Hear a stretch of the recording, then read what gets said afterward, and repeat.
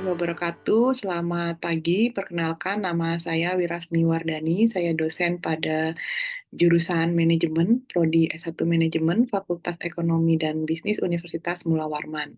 Sebagai bagian dari sertifikasi dosen yang akan saya ikuti, saya akan memaparkan satu rencana pembelajaran terkait dengan mata kuliah yang saya ampu di Prodi S1 Manajemen, yaitu mata kuliah Manajemen Keuangan 2.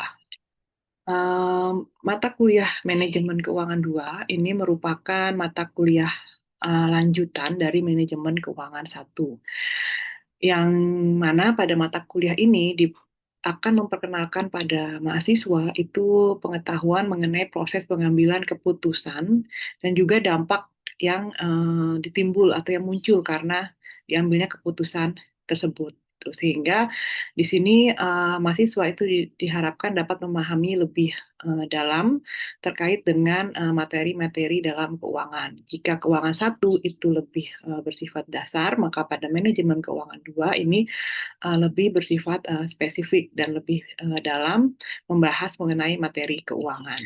Adapun capaian pembelajaran lulusan yang diharapkan pada program studi, yang pertama tentunya adalah mahasiswa itu mampu menunjukkan sikap bertanggung jawab atas pekerjaan di bidang keahliannya secara mandiri. Kemudian yang kedua, mahasiswa itu diharapkan mampu untuk menunjukkan kinerja yang mandiri, bermutu, dan terukur. Berikutnya, mahasiswa diharapkan mampu mengambil keputusan secara tepat dalam konteks penyelesaian masalah di bidang keahliannya berdasarkan hasil analisis informasi dan data.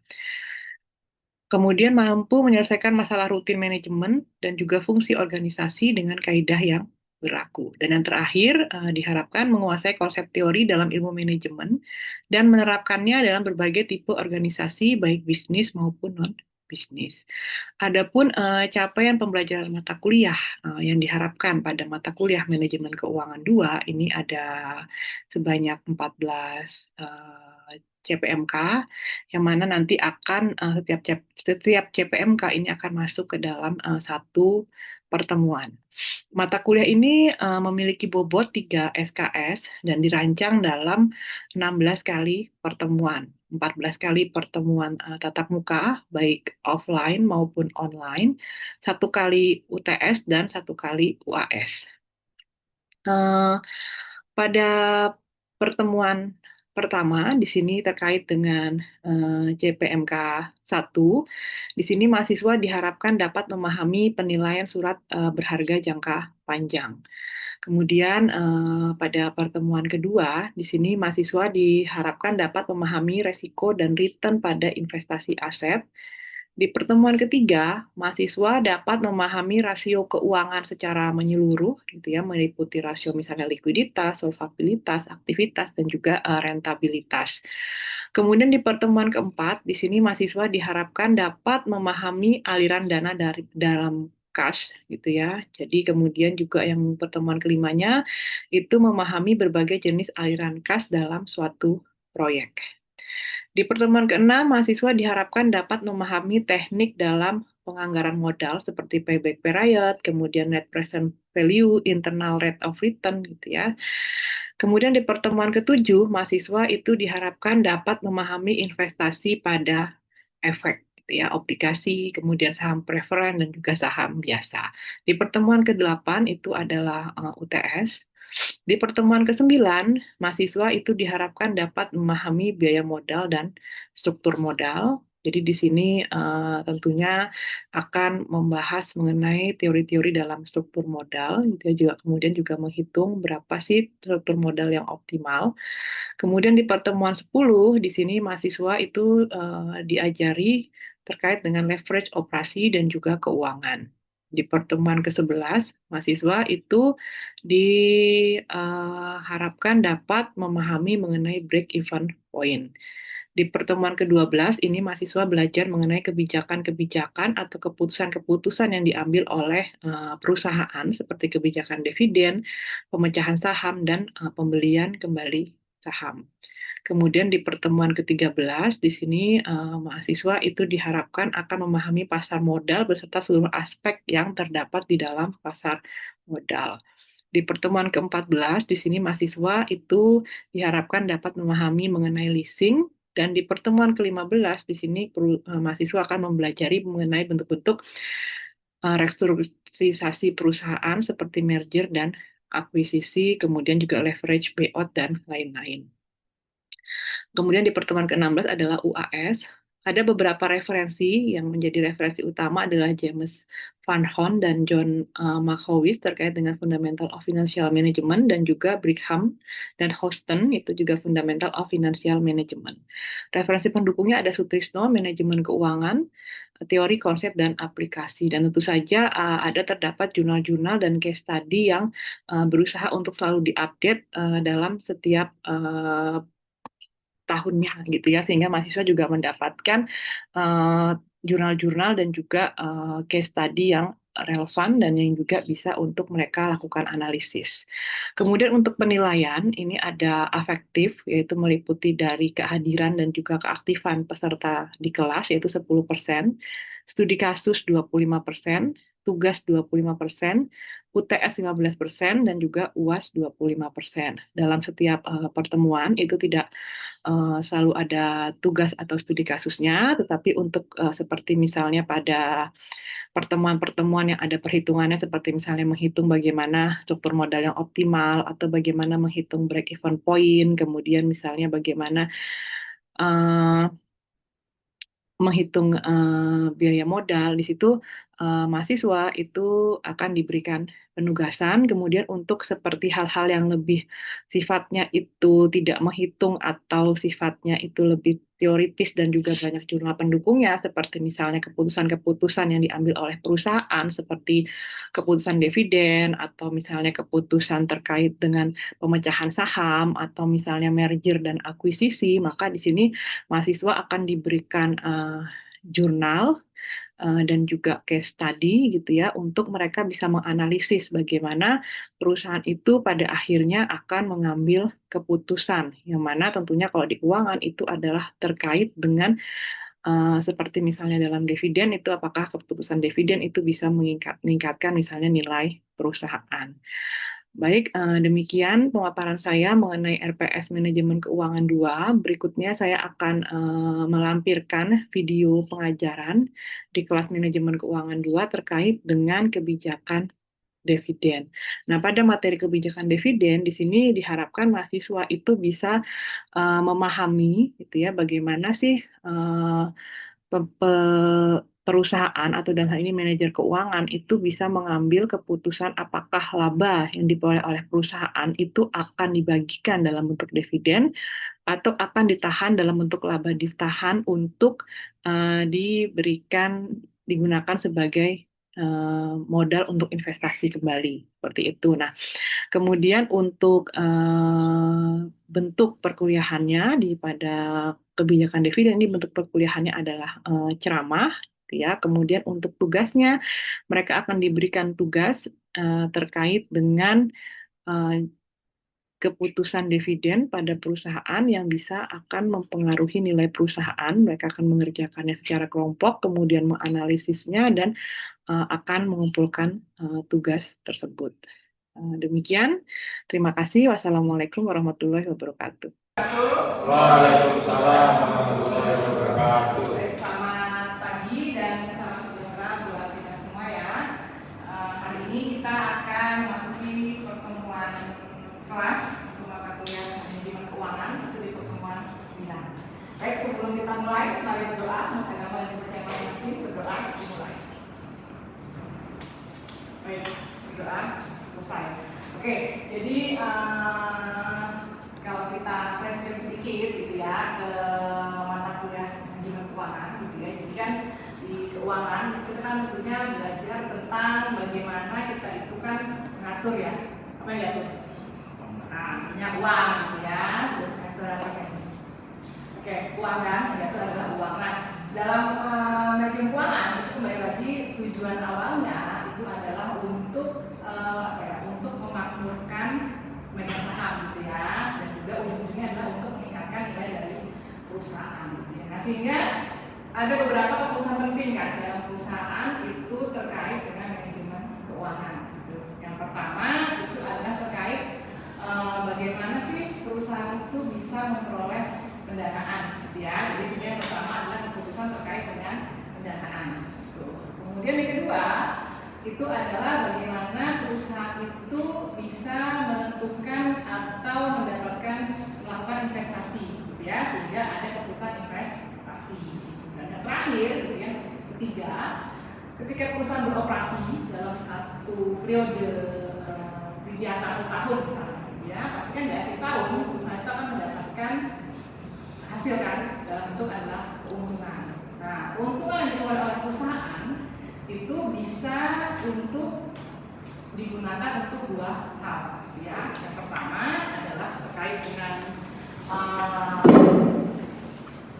keuntungan tadi bisa dibagi dalam bentuk dividen atau dia itu bisa ditahan. Ditahan itu maksudnya digunakan untuk sumber pendanaan atau sumber pembiayaan dalam perusahaan, ya. Sehingga dalam fungsi manajemen keuangan itu ada 3 fungsi: fungsi pendanaan, fungsi investasi, dan terakhir adalah fungsi terkait dengan dividen. Ya, nah, jadi kenapa ini penting? Tadi karena perusahaan bisa memutuskan apakah laba yang mereka peroleh itu untuk dividen atau untuk ditahan. Kalau ditahan buat apa? Ketika laba itu ditahan dalam perusahaan, itu memang apa? Ya, untuk modal kembali atau untuk investasi, gitu ya. Sehingga laba itu ditahan untuk investasi atau diberikan dalam bentuk dividen. Ini keputusan yang harus diambil oleh perusahaan atau manajemen keuangan, apakah dia mau membagikan dalam bentuk dividen atau mau dia tahan sebagai sumber investasi, atau bisa juga separuh misalnya dia bagi, separuh dia tahan, ya. Sehingga ini menjadi keputusan yang penting, ya. Oke, kalau misalnya perusahaan itu memutuskan untuk membagi laba, ya, nah di sini itu akan mengurangi jumlah laba yang ditahan. Ya, misalnya 1 miliar, kalau dia memutuskan untuk dibagi, maka misalnya 1,5 juta dibagi, 500 juta ditahan, misalkan. Nah, ini akan mengurangi sumber pendanaan internal perusahaan yang akan mereka gunakan untuk mengembangkan perusahaan tadi, gitu ya. Nah, kalau nggak dibagi, ya tentunya ini akan memperbesar sumber dana internal perusahaan, yang mana ini akan meningkatkan tadi kemampuan perusahaan untuk mengembangkan perusahaan atau menciptakan investasi baru, ya. Oke, nah di sini itu ada beberapa jenis dividen. Nah, yang ke sini lagi. Kenapa sih kira-kira kok keputusan investasi tadi, keputusan dividen tadi menjadi penting tuh? Tahu nggak? Karena terkait dengan apa? Ini akan terkait juga dengan nilai perusahaan tadi. Masih ingat bahwa tujuan dari manajer keuangan atau manajer keuangan adalah untuk meningkatkan nilai perusahaan. Gitu ya. Makanya kalau misalnya bikin skripsi, gitu kan, pasti ada ininya misalnya pengaruh dari bla bla bla, pengaruh profitabilitas, pengaruh leverage, gitu, misalnya terhadap nilai perusahaan sih, gitu kan. Karena intinya itu pasti akan bicara soal nilai perusahaan. Gitu. Nah, jadi tujuan dari manajemen keuangan itu adalah untuk meningkatkan nilai perusahaan. Nah, keputusan dividen ini kenapa bisa mempengaruhi nilai perusahaan? Karena terkadang investor itu melihat apakah perusahaan itu memberikan dividen atau tidak, gitu ya. Kalau yang dibagikan itu mungkin bisa menjadi sebuah sinyal atau informasi bagi investor bahwa perusahaan ini itu memiliki keuntungan, gitu ya, di masa yang akan datang juga ada prospeknya, gitu ya, sehingga dia berani untuk memberikan dividen. Sehingga ujungnya akan meningkatkan nilai perusahaan, gitu ya. Kalau masih ingat juga dari perusahaan itu kan biasanya terkait dengan jumlah saham yang beredar dikaitkan dengan harga sahamnya kan. Nah, sehingga semakin naik harga saham, maka akan semakin tinggi nilai perusahaan. Kembali lagi, gimana caranya harga saham bisa naik? Tentunya ketika perusahaan itu memberikan informasi yang positif, ya kan, sebagai sebuah sinyal kan. Nah, sehingga akhirnya ketika dia naik, sinyalnya baik, itu akan meningkatkan nilai perusahaan. Dan beberapa referensi itu menunjukkan bahwa pembagian dividen itu meningkatkan nilai perusahaan karena ada sumber informasi dalam pembagian dividen tersebut, gitu ya. Nah, di sini ada beberapa jenis dividen, jadi ada cash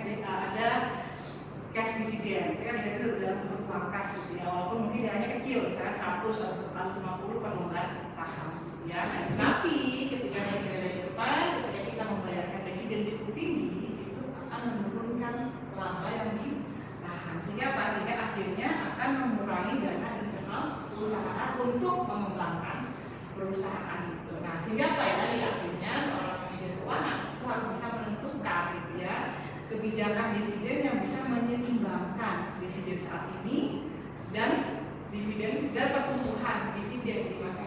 datang gitu ya, agar nilai perusahaan dapat ditingkatkan. Maksudnya gimana? Maksudnya kalau tahun ini itu bagi dividen Rp150 kalau buat saham, ya tahun depan itu harapannya dividennya itu bisa tumbuh atau naik, sehingga ada sinyal positif di situ. Tapi kalau misalnya tahun ini 150, tahun depan terus turun gitu ya, itu malah menjadi sebuah sumber informasi yang tidak baik gitu ya. Sehingga apa? Sehingga kalau dibayar dividen hari ini, ya tahun ini, ya tahun depan, makanya itu akan terjadi kenaikan dividen seperti itu. Jadi kita bisa menyeimbangkan dividen hari ini dengan dividen di masa yang akan datang, ya.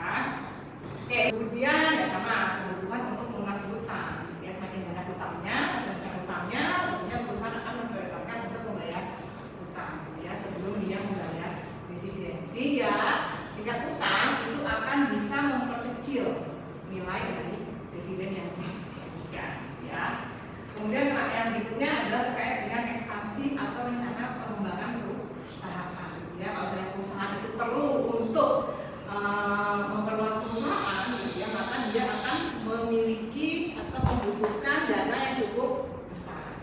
Ya, laba ditahan itu merupakan sumber internal perusahaan kan, sehingga ketika dia berencana untuk memperluas perusahaannya, maka tentu dia akan menahan labanya dan ini akan mengakibatkan dividen payout ratio-nya menjadi lebih kecil, gitu ya. Jadi karena dia perlu ekspansi, makanya kadang perusahaan yang dia baru bertumbuh, gitu ya, kalau dia baru mau menjadi lebih besar, itu dia memberikan dividen yang lebih kecil. Sebaliknya mungkin perusahaan yang udah matang, udah makan, gitu ya, udah mature, gitu ya, dia mungkin kesempatan investasinya mungkin sudah semakin kecil, itu dia akan cenderung untuk lebih banyak bagian laba. Tapi kalau saya perusahaan yang bertumbuh, itu dia cenderung akan menggunakan laba untuk memperluas perusahaan dulu. Kenapa? Karena kembali lagi perusahaan itu bisa ada atau bertahan kalau mereka terus melakukan investasi kan. Karena kan investasi itu adalah keuntungan yang akan kita keluar di masa yang akan datang. Kita invest sekarang, mungkin baru di masa yang akan datang, mungkin 5-10 tahun yang akan datang kan. Sehingga ketika perusahaan itu masih mau tetap tumbuh, berkembang, dia tentu akan melakukan investasi terus menerus. Kalau enggak apa-apa, dia tidak akan bisa eksis. Gitu ya. Kalau dia invest, dia akan lama-lama dia akan menghilang. Gitu ya. Sehingga perusahaan yang punya rencana perluasan itu akan lebih kecil atau lebih sedikit memberikan dividen, atau malah mungkin dia tidak memberikan dividennya. Ya. Oke, sama tadi ya, sama investasi itu sama perluasan tadi. Kemudian stabilitas panas, semakin stabil, dia kan ada industri yang mungkin dia pendapatannya stabil, tapi mungkin ada industri yang pendapatannya mungkin naik turun berfluktuasi tidak pasti gitu ya. Nah, sehingga perusahaan yang mungkin pendapatannya stabil cenderung sama gitu ya, dia akan lebih besar membayarkan dividen gitu ya. Kemudian ada pengawasan terhadap perusahaan, tujuannya apa? Ada controlling gitu ya, dalam satu ada controlling gitu ya. Nah di sini semakin besar yang untuk mengendalikan perusahaan, maka perusahaan akan cenderung tidak memberikan dividen karena akan mendanai investasi dengan dana utang. Nah, itu pasti akan memperhatikan kan, kalau kita bikin laporan keuangan itu pasti akan dilihat oleh investor, akan dilihat oleh pemilik utang, akan dilihat oleh pihak yang berkepentingan kan terhadap laporan keuangan. Nah, kalau misalnya pemiliknya itu cenderung tidak mau dikontrol oleh pihak luar gitu ya, dia akan cenderung untuk menggunakan dana internal. Kenapa? Kalau dia memiliki utang atau dia pinjam dengan pihak lain itu akan mengawasi jalannya perusahaan tadi, gitu kan? Kalau keuangan itu ada namanya agensi teori.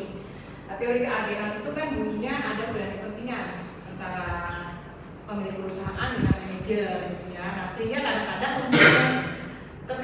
untuk mengatasi konflik perbedaan kepentingan tersebut, gitu ya, digunakan hutang. Biar apa? Biar ada yang mengawasi manajemen tadi, gitu ya. Nah, sehingga kalau misalnya pemiliknya menjalankan perusahaannya, kemudian dia tidak tahu banyak kontrol dari pihak luar, dia cenderung tidak akan menggunakan hutang. Biar apa? Biar nggak ada yang mengawasi jalannya perusahaan dia, gitu ya. Sehingga dia cenderung untuk menggunakan dana internal. Sehingga ketika perusahaan itu lebih memilih untuk tidak tahu diawasi oleh pihak luar, dia cenderung tidak akan memberikan dividen. Kenapa? Karena dia akan mendanai investasi dengan sumber dana internal, gitu ya. Jadi ini juga akan terjadi. Oke, kemudian ada macam-macam kebijakan pemberian dividen. Ada kebijakan pemberian dividen stabil, kebijakan yang konstan, kemudian kebijakan pemberian dividen reguler yang rendah ditambah dengan ekstra. Maksudnya apa? Oke, jadi kalau misalnya dia stabil atau namanya kan stabil ya. Kalau stabil itu pastinya akan diberikan secara tetap, gitu ya, untuk jangka waktu tertentu. Walaupun labanya itu mungkin berfluktuasi naik turun, gitu ya. Tapi dividen itu bisa dibayarkan stabil untuk beberapa tahun, gitu ya. Nah di sini kenapa dilakukan? Ya tadi karena ketika perusahaan itu memberikan dividen yang cenderung stabil, itu harga sahamnya akan meningkat. Kenapa? Karena investor itu menganggap perusahaan itu memiliki resiko yang kecil, gitu ya. Dan kemudian kedua itu akan memberikan kesan kepada investor bahwa perusahaan itu mempunyai prospek di masa yang akan datang, prospek yang baik. Kenapa ya? Karena kita bisa bayar dividen. Berarti harapannya dia punya pertumbuhan atau dia punya laba di masa yang akan datang, seperti itu. Ya. Oke, kemudian berikutnya kebijakan dividen yang meningkat. Oke, kalau dari Australia itu kan sama setiap tahun. Nah, kalau meningkat itu berarti di sini itu jumlahnya cenderung meningkat setiap tahunnya, dengan pertumbuhan yang stabil. Misalnya, contohnya kalau tahun 600 nanti naik 5%, tahun depan menjadi 630. Nanti tahun depan naik lagi 5%, nah, seperti itu. Ya, jadi kecenderungannya meningkat secara stabil. Ya. Berikutnya rasio konstan. Nah, di sini kalau konstan berarti dia mengikuti labanya. Semakin besar labanya, semakin besar juga dividen yang akan dibagikan. Dia tergantung berapa laba yang mereka peroleh. Oke, kemudian yang terakhir pemberian dividen reguler. Maksudnya apa? Di sini maksudnya dia memberikan dividen per lembar saham yang diberikannya cukup kecil, kemudian akan ditambah dengan ekstra dividen apabila keuntungannya mencapai jumlah tertentu. Jadi saya kalau saya lihat, saya prediksi segini, tapi terus ternyata nambah gitu ya, nanti akan ada ekstra dividen. Jadi ini beberapa kebijakan dividen. Ya. Oke, biasanya dividen itu kan dibayar secara tunai atau cash kan, ya. Tetapi ada juga namanya kebijakan stok dividen. Nah di sini dividen itu nggak diberikan dalam bentuk uang tunai, tapi dalam bentuk saham. Ya, artinya apa? Artinya pemegang saham itu akan diberikan tambahan saham sebagai pengganti dari cash dividen, gitu ya. Nah di sini jadi dividen dibayarkan dalam bentuk stok atau saham. Oke, saya nggak terkait dengan dividen gitu ya, tapi ada beberapa kebijakan-kebijakan dalam perusahaan gitu ya. Ini juga bisa mempengaruhi tadi misalnya kayak harga saham, keputusan investor untuk membeli saham, gitu ya. Yang pertama adalah terkait dengan kebijakan stock split. Tahu nggak? Stock split apa? Split apa? Bahasa Indonesia dipecah, dibagi ya, split gitu ya. Nah di sini itu ada namanya stock split atau pemecahan saham bahasa Indonesia-nya. Maksudnya apa? Maksudnya adalah ketika harga saham suatu perusahaan itu terlalu tinggi, gitu ya. Nah, ini akan mengakibatkan investor itu tidak tertarik untuk membeli saham tersebut. Kenapa? Karena susah untuk dibeli, mahal kan. Kemudian yang kedua tidak liquid atau susah untuk diperdagangkan. Gitu. Jadi susah dijual lah, susah dibeli gitu karena terlalu mahal. Kemudian juga akhirnya menjadi tidak liquid atau susah untuk diperdagangkan. Nah, di sini ketika saham itu harga terlalu mahal, saya 60.000, 70.000 gitu misalnya ya. Nah, perusahaan itu bisa mengambil kebijakan yang namanya stock split, yaitu memecah nilai nominal saham ke dalam nominal yang lebih kecil. Maksudnya gimana? Maksudnya kalau misalnya awalnya harga sahamnya itu misalnya harga sahamnya awalnya itu adalah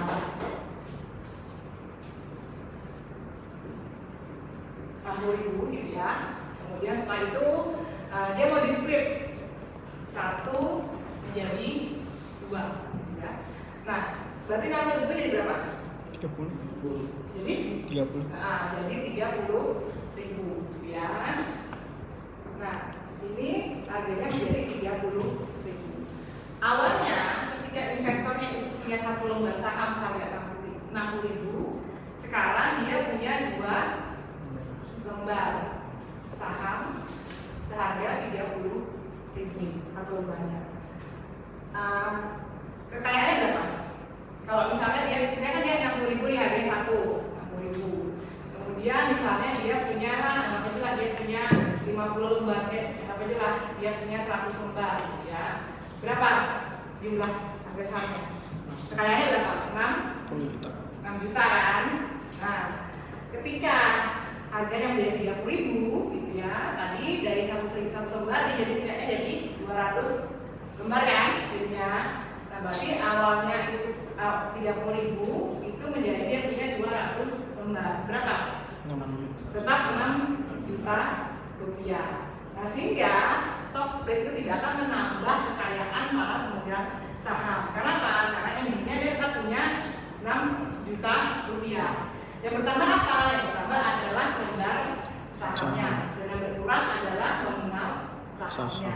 Gitu ya. Jadi stock split itu tidak akan menambah kekayaan atau mengurangi kekayaan para pemegang saham. Dia hanya akan menambah jumlah saham yang dipegang jadi lebih banyak. Tetapi kekayaannya itu tetap sama. Ini terkait dengan apa? Terkait dengan likuiditas tadi agar mudah untuk diperdagangkan. Ya, paham ya? Oke, di sini dalam teori residu dividen atau dividen sisa itu dinyatakan adalah bahwa laba yang diperoleh oleh perusahaan itu adalah sebenarnya untuk kesejahteraan para pemegang saham. Tadi kan karena kan itu adalah keuntungan kan, keuntungan itu biasanya diberikan kepada para pemegang saham. Ya, namun tadi karena perusahaan itu punya kepentingan investasi sehingga mungkin labanya itu akan ditahan ya untuk investasi. Ya. Nah, dalam teori residu dividen itu keuntungan dari suatu investasi itu sama atau lebih besar dari keuntungan yang disyaratkan, maka sebaiknya dividen itu tidak dibagikan. Kenapa? Tadi karena dia akan memberikan tingkat keuntungan yang lebih besar ketika dia diinvestasikan. Ya. Tetapi ya apabila laba yang ditahan dan diinvestasikan, tetapi tingkat keuntungannya itu lebih kecil daripada yang disyaratkan atau diharapkan, maka sebaiknya laba itu dibagikan dalam bentuk dividen. Sehingga di sini disebut dengan sisa laba yang diinvestasikan kembali. Jadi apa? Jadi kalau misalnya yang kembali adalah teori keuangannya bahwa ketika kita berinvestasi itu harapannya adalah untuk mendapatkan keuntungan kan. Nah, sehingga kalau misalnya laba tersebut itu diinvestasikan lagi, itu bisa menghasilkan keuntungan yang lebih besar dari yang diharapkan, maka ya udah diinvestasikan kembali. Tapi kalau misalnya keuntungan lebih kecil, ya udah nggak usah berikan aja kepada para pemegang saham. Ya, sehingga sih namanya nilai residu atau sisa daripada dividen. Jadi di sini itu dividen yang dibagikan itu adalah sisa laba yang tidak diinvestasikan kembali. Jadi investasi dulu, sisanya baru akan dibagikan. Maka namanya teori residu dividen. Ya. Oke, sudah selesai ya materi tentang dividen tadi. Jadi kalau misalnya kita bisa simpulkan gitu ya bahwa tadi dividen itu gitu ya adalah terkait dengan kenapa penting gitu ya. Beberapa teori menyatakan bahwa itu akan mempengaruhi nilai perusahaan. Karena perusahaan yang memberikan dividen itu dianggap sebagai sebuah keadaan atau sebuah kebijakan yang memberikan sinyal positif kepada investor bahwa ada prospek pertumbuhan, ada prospek keuntungan gitu ya di situ gitu ya. Kemudian tadi ada beberapa juga faktor yang akan mempengaruhi keputusan investasi kayak probabilitas, likuiditas, kemudian terkait dengan perluasan perusahaan, kemudian terkait dengan controlling pada perusahaan, itu adalah faktor yang akan mempengaruhi keputusan dividen ya. Kemudian juga ada beberapa teori ya, residu, Miller gitu ya, sudah kita bahas. Oke, ada pertanyaan nggak untuk pertemuan hari ini? Nggak ada ya? Oke, kalau tidak ada